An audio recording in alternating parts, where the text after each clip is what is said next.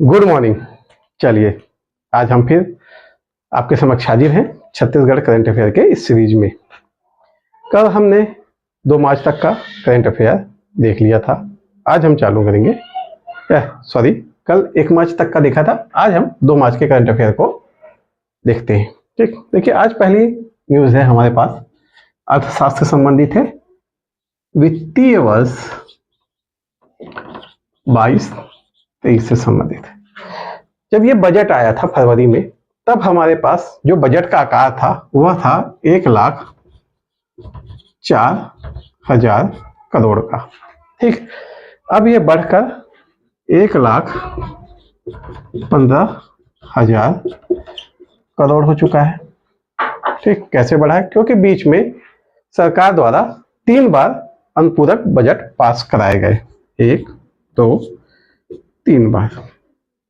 ठीक, एक बार 2,900 करोड़ का, लगभग 904 करोड़, 2,904 करोड़ का पहला अनुपूरक बजट आया था।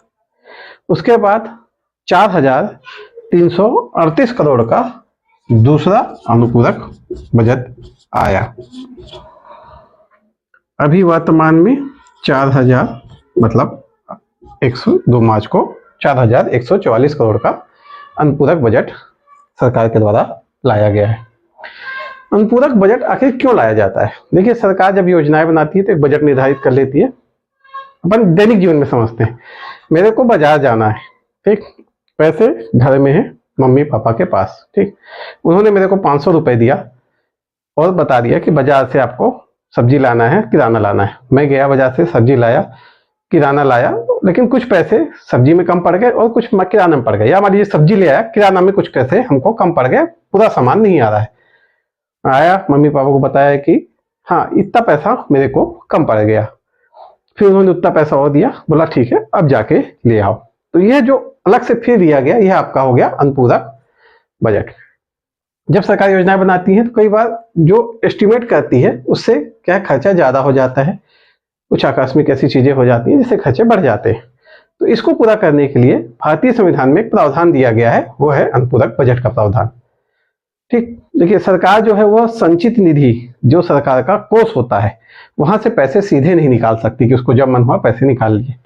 उसके लिए उसे विशेष प्रस्ताव पारित कराने पड़ते हैं। ठीक, जब तक यह प्रस्ताव पारित नहीं होता, सरकार संचित निधि से पैसा नहीं निकाल सकती। इसी के तहत अनुपूरक बजट निकाला जाता है। अनुपूरक बजट आएगा, विनियोग विधेयक आएगा, विनियोग विधेयक के आधार पर फिर संचित निधि से आपका पैसा निकाला जाएगा। मतलब सरकार को विनियोग का प्रस्ताव पारित कराने पड़ते हैं। ठीक, तो देखिए, अनुपूरक बजट का जो प्रावधान है वो हमारे पास, जो हमारे संविधान में अनुच्छेद 115 में है, केंद्र का। ठीक, और राज्य का है 205 में राज्य का। ये 2 अनुच्छेद आपको याद रखने हैं। देखिए, करंट का यही फायदा होता है, आप संविधान नहीं पढ़ो लेकिन संविधान के 2 अनुच्छेद पढ़ लिए, और विश्वास मानिए कि जब आप ऐसे अनुच्छेद पढ़ते हो तो ये अनुच्छेद नहीं भूलते। रटोगे तो आप भूल जाओगे अनुच्छेदों को, पर अगर आप किसी घटना से जुड़े हुए अनुच्छेद पढ़ लिए ना, तो फिर ये अनुच्छेद नहीं भूलते।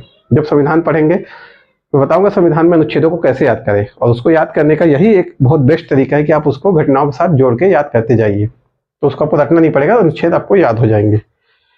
चलिए आगे चलते हैं।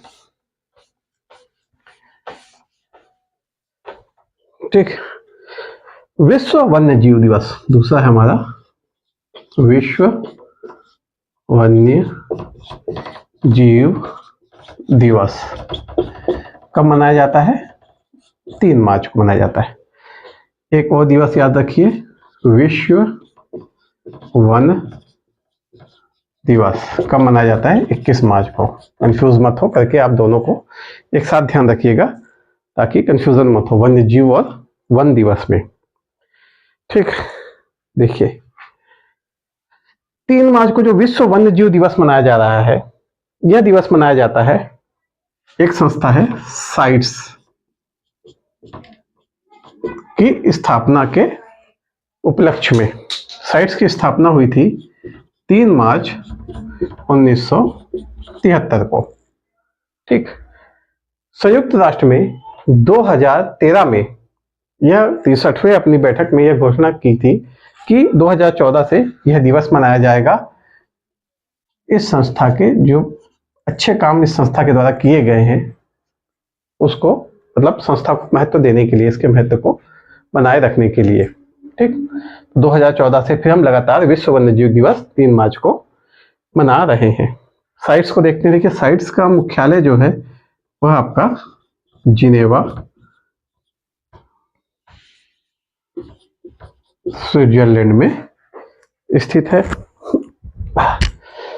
ठीक, साइट्स का मुख्यालय कहाँ है? जिनेवा स्विट्जरलैंड में स्थित है। ठीक, साइट्स का जो आपका फुल फॉर्म है उसको ध्यान रखिएगा। Convention on international trade in endangered species of wild fauna and flora.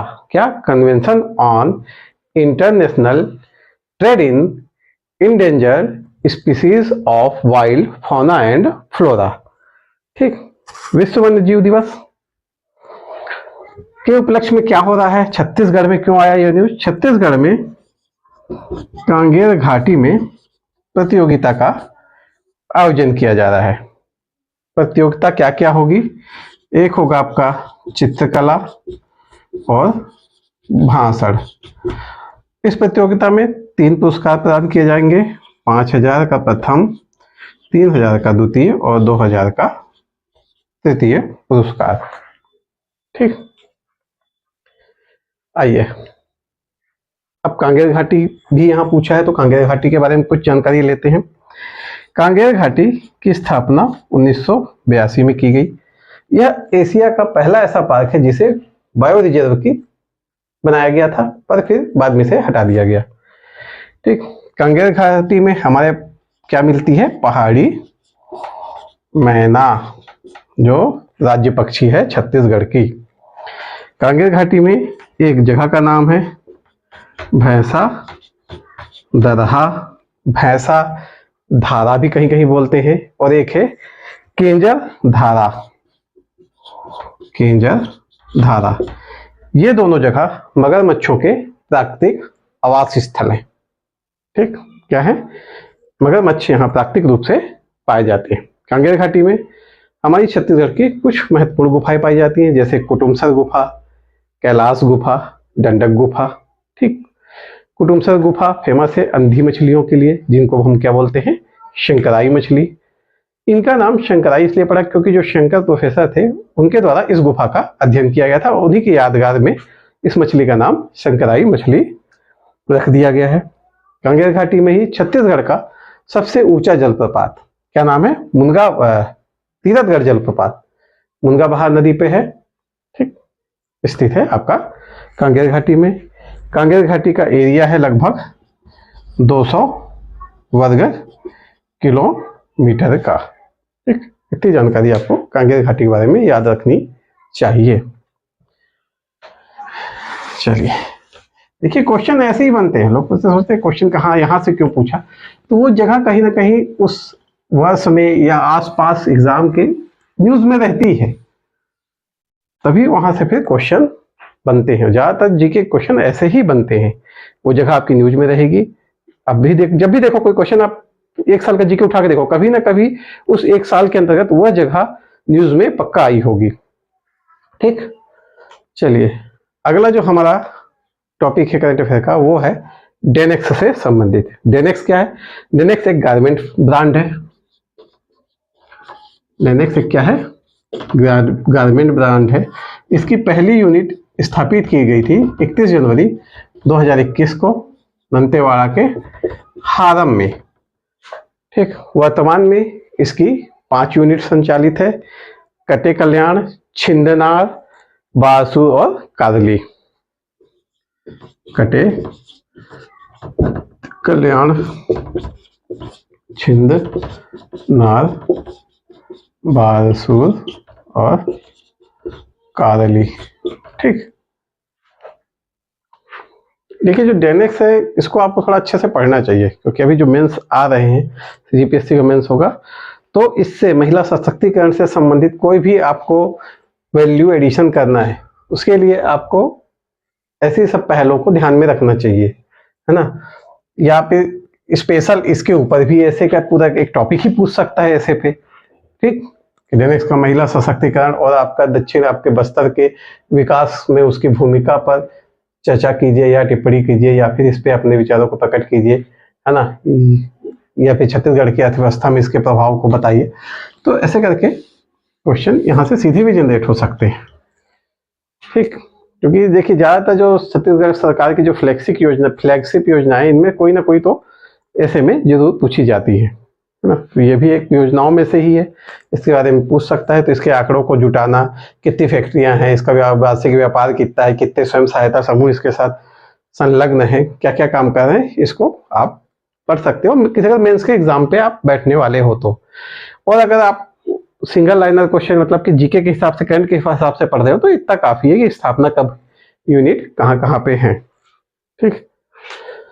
चलिए अगला है आपका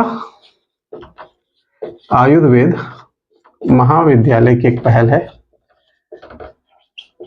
जिसका नाम है स्वर्ण प्राशन, ठीक। हर पुष्य नक्षत्र को यह कार्यक्रम आयुर्वेदिक महाविद्यालय द्वारा किया जाता है। क्या कराया जाता है इसके अंतर्गत? 0 से 16 वर्ष के बच्चों को स्वर्ण भस्म का सेवन कराया जाता है। इससे क्या होता है? मानसिक जो विकास है और प्रतिरोधक क्षमता का विकास होता है। देखिए हमारे जो पुराने राजा महाराजा थे, हम लोग सुनते हैं कि वो चांदी की थाली और सोने की थाली में खाना खाते थे, चांदी और सोने के बर्तनों का प्रयोग करते थे। इसके पीछे एक रीजन विलासिता तो है ही, पर एक रीजन इसका औषधि भी है। ऐसा आयुर्वेद में भी हमने देखा है कि चांदी और सोने की अगर आप प्रयोग करते हो औषधीय रूप में, तो आपकी प्रतिरोधक क्षमता को बढ़ाता है और शारीरिक मानसिक विकास को बढ़ाता है ना। इसलिए हमारे आयुर्वेदिक जो दवाइयाँ, वहाँ स्वर्ण भस्म, चांदी के भस्म जैसी धातु का प्रयोग होता, स्वर्ण भस्म, चांदी भस्म का प्रयोग होता है, ठीक। चलिए अगला देखते हैं। अगला है हमारा एक राष्ट्रीय शोध संगोष्ठी, राष्ट्रीय शोध संगोष्ठी, ठीक। इसका आयोजन करेगा पुरातत्व विभाग, अभिलेखागार एवं संग्रहालय विभाग। कौन कौन सा? पुरातत्व विभाग, अभिलेखागार एवं संग्रहालय विभाग, ठीक। इसमें क्या होगा, विषय क्या है इसका? विषय है आपका क्षेत्रीय राजवंश, ठीक। तो यहाँ पे क्या होगा? देखिए यहाँ पे होगा क्षेत्रीय राजवंश से संबंधित जो भी ऐतिहासिक प्रमाण अभिलेख हमारे पास हैं, ठीक, या जो नई शोधें की गई हैं उस पर चर्चाएं होंगी, नए शोध पत्र को प्रकाशन किया जाएगा, उस पर जो पुरातत्वविद है वो चर्चाएं करेंगे, ठीक। कुछ जो फैक्ट पहले से हमको पता है लेकिन जिनका कुछ निश्चितकरण नहीं किया गया है, उसमें एक संशय है, ऐसे संशयों को दूर करने का प्रयास किया जाएगा, उस पर चर्चाएं की जाएंगी, ठीक। चलिए आगे बढ़ते हैं। अगला है हमारे पास जो है न्यूज, वो है आप पे राजनांदगांव से। क्या है यहाँ पे हो रहा है? यहाँ परिवार विकास पखवाड़ा मनाया जा रहा है 1 से 15 मार्च। क्या मनाया जा रहा है? परिवार विकास पखवाड़ा 1 से 15 मार्च, ठीक। 2 पार्ट हैं इसके, ठीक। 8 से 15 सेवा प्रदाय कार्यक्रम है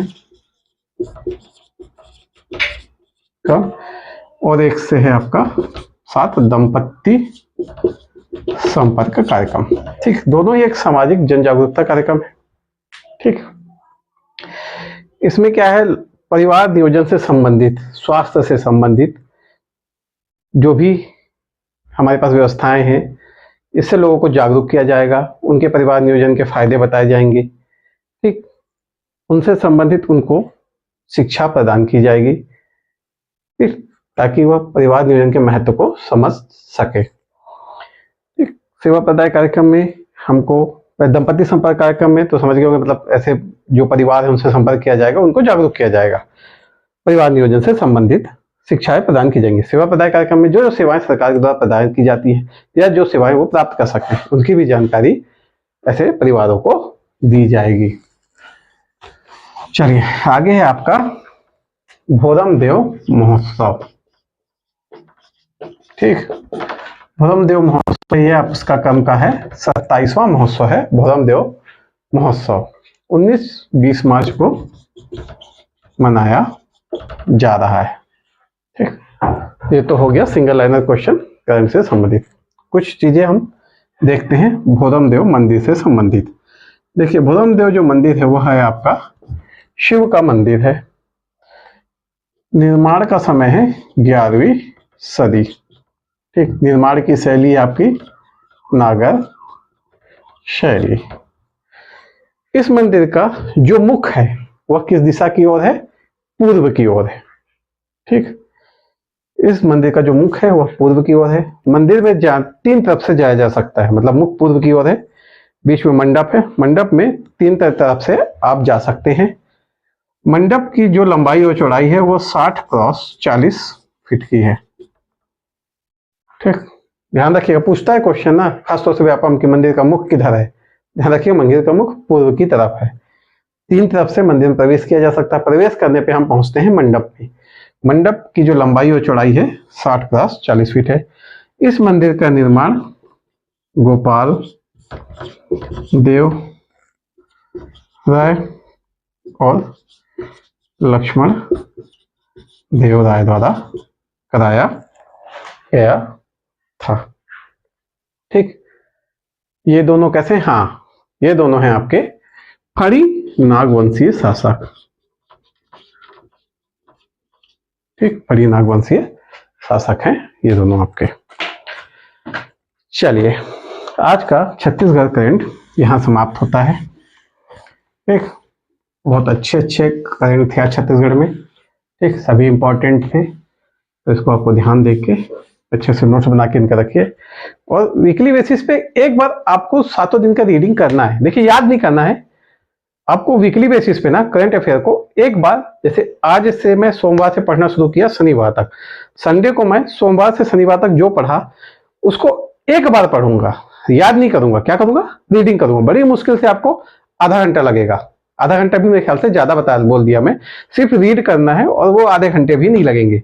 ऐसा आप करंट अफेयर पढ़िए, साल भर आप पढ़ के देखिए, आपके करंट अफेयर से क्वेश्चन गलत नहीं होंगे, आपको करंट अफेयर हमेशा याद रहेगा। चलिए ठीक है,